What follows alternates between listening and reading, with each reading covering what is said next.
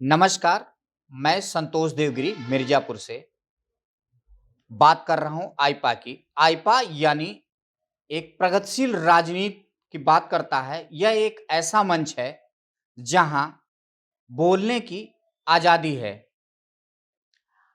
आज हम रूबरू होते हैं बसपा के कद्दावर नेता से। जी, आपका परिचय। मैं राजकुमार भारती, पूर्व जिला अध्यक्ष बीएसपी मिर्ज़ापुर, मुख्य सेक्टर प्रभारी मिर्ज़ापुर मंडल।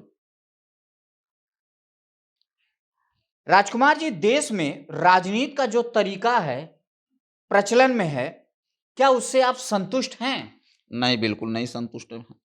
आखिर क्या वजह है? क्यों संतुष्ट नहीं? इस पे आप विस्तार से प्रकाश डालिए। इसलिए संतुष्ट नहीं हैं कि जो इस समय वर्तमान की केंद्र की चाहे प्रदेश की जो सरकार है और उसके जो सरकार में मुखिया हैं, बिल्कुल जो वह कहते हैं वह बिल्कुल उसके उल्टा काम करते हैं। वह बिल्कुल एकदम सीधा समझ लीजिए, इसको स्पष्ट शब्दों में कह लिया जाए कि वो बिल्कुल झूठ बोलते हैं। और हम ही नहीं, पूरे देश की जनता, प्रदेश की जनता वो इस बात से असंतुष्ट है। हम ही नहीं, पूरे देश और प्रदेश की जनता।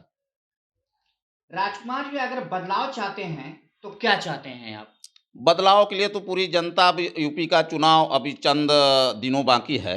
इधर यूपी के चुनाव में सारे लोगों ने यह मन बना लिया है, चाहे वो कामगार हो, किसान हो, मजदूर हो, खेतिहर हो, चाहे व्यवसायी हों, वो सब लोगों ने बना लिया है मन कि अब इनको यहाँ से विदा कर देना है। आगामी विधानसभा चुनाव की तैयारियां सभी दलों ने तेज कर दिया है।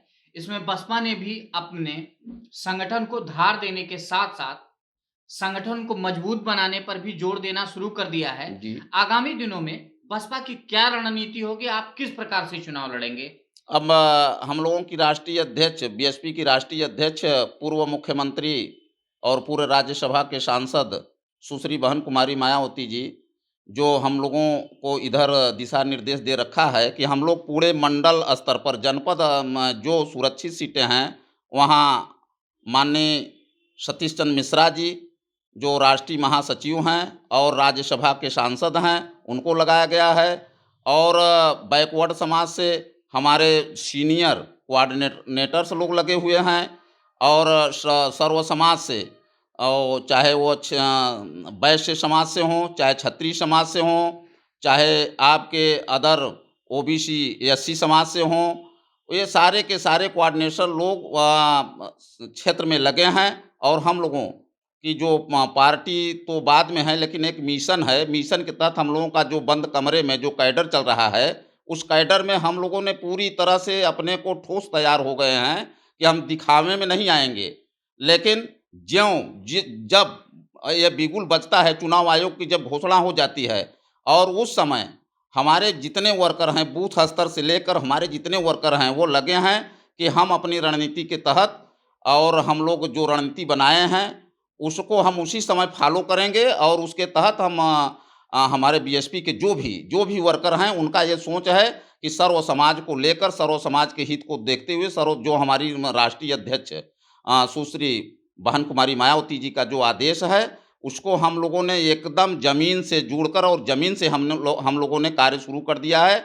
और 2022 में यहाँ से बीजेपी को उत्तर प्रदेश से उखाड़ फेंकने का हम लोगों ने एकदम सुनिश्चित कर लिया है कि अब ये सरकार, और हम लोग क्या, पूरी पब्लिक यहाँ का, यूपी की पब्लिक और पूरी देश की पब्लिक ये मन बना लिया है कि अब इन लोगों ने बहुत छलावा किया, बड़ा लोगों के साथ झूठ-फरेब किया, और जो ये लोग बोलते हैं वो करते नहीं हैं। इन लोगों ने कहा था कि हम देश को बेचने नहीं देंगे, हम देश को झुकने नहीं देंगे, हम देश का मान-सम्मान और यह देश को फिर से हम विश्व गुरु बनाना चाहते हैं। जस्ट उसका उल्टा कर दिए।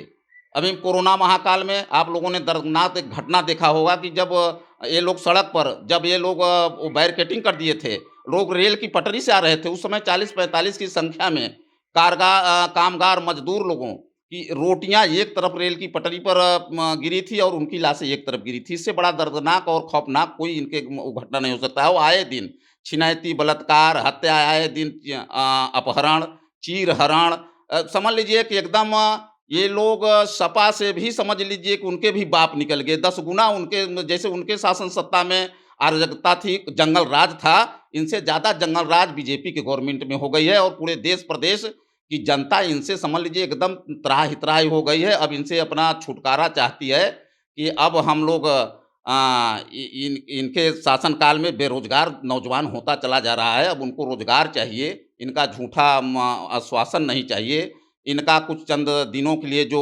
ये निःशुल्क खाद्यान्न बाँटते हैं, ये नहीं चाहिए। इन लोगों ने तो शिक्षा को बिल्कुल ध्वस्त कर दिया। जैसे बाबा साहब ने कहा था कि शिक्षा वह शेरनी का दूध है, जो पिएगा वही गरजेगा। इन लोगों ने शिक्षा के साथ खिलवाड़ कर दिया। एकदम बच्चों की पढ़ाई-लिखाई तो एकदम चौपट हो गई और यहाँ दोहरी शिक्षा जो लागू है, बसपा चाहती है कि वह दोहरी शिक्षा ना हो, सबके लिए एकीकरण शिक्षा हो, सबके लिए समान शिक्षा हो, सबके लिए समान सम्मान हो। ये हमारी नेता की, हमारी बहन सुश्री कुमारी, जो बहन मायावती हमारी राष्ट्रीय अध्यक्ष हैं, उनकी सोच है, हमारे महापुरुषों की सोच है। और हम लोग पूरा-पूरा अपना संगठन की तरफ से हम लोगों ने जो अपना व्यूह रचना कर लिया है, हम लोग 2022 में पूर्ण बहुमत की सरकार बनाकर 5वीं बार बहन सुश्री कुमारी मायावती जी को हम लोग उत्तर प्रदेश का मुख्यमंत्री बनाने जा रहे हैं। सभी दल खुद को लोकतांत्रिक कहते हैं। क्या वास्तव जी। में लोकतांत्रिक हैं? देखिए, लोकतंत्र का मतलब तो अगर आप लोग खुद जानते हैं, लोकतंत्र में जो स्तंभ हैं, जो कार्यपालिका है, न्यायपालिका है और जो व्यवस्थापिका है और जो आपकी विधायिका है और जो चौथा स्तंभ है। अगर समझ लीजिए लोकतंत्र की बात कहें तो लोकतंत्र में सबको बोलने का अधिकार है। जो संविधान के तहत, जो संविधान में जो बाबा साहब ने दिया है कि लोकतंत्र में बोलने को सबको अधिकार है। लेकिन यहाँ अगर कोई बोलता है, अपना कोई बात रखता है, तो उसको डंडे से पीटा जाता है, उसके ऊपर मुकदमे लादे जाते हैं, गैंगस्टर लादा जाता है, उनके ऊपर ना जाने ऐसी कितनी धाराएँ कि उनका पूरा जीवन जेल में बीत जाएगा। और सरकार तो समझ लीजिए कि उस पर उतारू है कि अगर हमारे खिलाफ कोई बोला, अगर पत्रकार बंधु बोले, तो पत्रकार बंधुओं की भी वो बोलती बंद कर दिए हैं इस समय। तो जब आपके बता दें कि इनके सरकार में जब सुरक्षा करने वाला सुरक्षित नहीं है, तो इससे बड़ा क्या लोकतंत्र का मतलब ये होता है कि लोग लोग अपनी आवाज़ को रखें। अभी किसानों का मामला आपने देखा था, क्या वह सिंधु बॉर्डर पर कोई ऐसा तो नहीं था कि हम लोग बीएसएफ वाले बॉर्डर पर अपने दुश्मनों के लिए कंक्रीट तार घिरवा दिए हैं। एक जो अन्नदाता है हमारे देश का, जिसके सहारे पूरा देश और उनके बच्चों ने, हम लोग रात में सोते हैं तो उनके बच्चों के हम लोग ऊपर विश्वास करके सोते हैं। जो हमारा बहादुर सैनिक है, जो बर्फ की ऊंचाइयों पर है, जो खाइयों पर है, जो अपने परिवार को छोड़कर है, वो आज हम लोगों के लिए शहीद हो रहे हैं। उनकी बीवी बच्चे, उनके मांग की सिंदूर धोआ जा रहे हैं, उन पर राजनीति लोग कर रहे हैं। लोकतंत्र बिल्कुल नहीं रह गया है इस देश में। लोकतंत्र का समझ लीजिए कि एकदम हत्या हो गया है। ना तो सदन में बोलने दिया जाता है। यही बीजेपी का गवर्नमेंट, जब वो गवर्नमेंट था, तो यही माननीय बहन जी को जब बोलने नहीं दिया था, तो माननीय बहन जी ने राज्यसभा के अपने सदन में सदस्यता से तुरंत इस्तीफा दे दिया था कि जिस मैं दलित के लिए मैं यहाँ बात करने के लिए सदन में आई हूँ, जब मुझको नहीं बोलने दिया जा रहा है, तो मुझे सदन में रहने से क्या मतलब। लोकतंत्र ये थोड़ी नहीं, लोकतंत्र है सबके विचार रखने का, सबकी बात रखने का, स्वतंत्र रूप से। ऐसा तो चल नहीं रहा है। इनका जो सोच है लोकतंत्र, ऐसे लोकतंत्र थोड़ी माना जा रहा है कि लोकतंत्र में हम कहते हैं कि भाई मैं स्वतंत्र हूँ, मैं राजकुमार भारती हूँ, मैं फला जिला से हूँ, मैं अमुक हूँ, मैं अपनी बात को रखना चाहता हूँ। उधर से तुरंत आ जाएँगे, एसपी साहब आ जाएँगे, सीओ आ जाएँगे, थाना प्रभारी आ जाए, कहेंगे चलिए भैया आपके ऊपर फला-फला दफ़ा है, आपने ऐसे क्यों बोल दिया। लोकतंत्र थोड़ी ना है, विचार सबको करना था। जब भारत आज़ाद हुआ, तो सारे के सारे लोगों ने आज़ादी में भाग लिया और उसके बाद जब लोकतंत्र का निर्माण हुआ, बाबा साहब भारत के प्रथम कानून मंत्री बने। उन्होंने जो संविधान में जो अनुच्छेद दिया, जो धाराएँ दी, उसके तहत हमारा देश समझ लीजिए कि पूरे दुनिया में सबसे सर्वश्रेष्ठ देशों में गिना जाता है। आज आज हमारा देश दुनिया की निगाहों में समझ लीजिए हँसी का देश बन गया है, हँसी का पात्र बन गया है। हमारे देश के प्रधानमंत्री श्री नरेंद्र मोदी जी जब विदेश में जाते हैं तो कहते हैं मैं बुद्ध के विचारों पर चलता हूँ, मैं बुद्ध के पद चिन्हों पर चलता हूँ, मैं बुद्ध के देश से आया हूँ। और यहाँ उनको बुद्ध नहीं बल्कि युद्ध, वहाँ कहते हैं मुझे युद्ध नहीं बुद्ध चाहिए विदेश में। तो इनके करनी कथनी में समझ लीजिए बहुत अंतर है। ये कहते कुछ हैं, करते कुछ हैं। इनसे एकदम जनता परेशान हो गई है और लोकतंत्र का तो बिल्कुल लोकतंत्र नहीं है देश में। लोकतंत्र की ये लोग हत्या कर दिए। कहाँ लोकतंत्र है?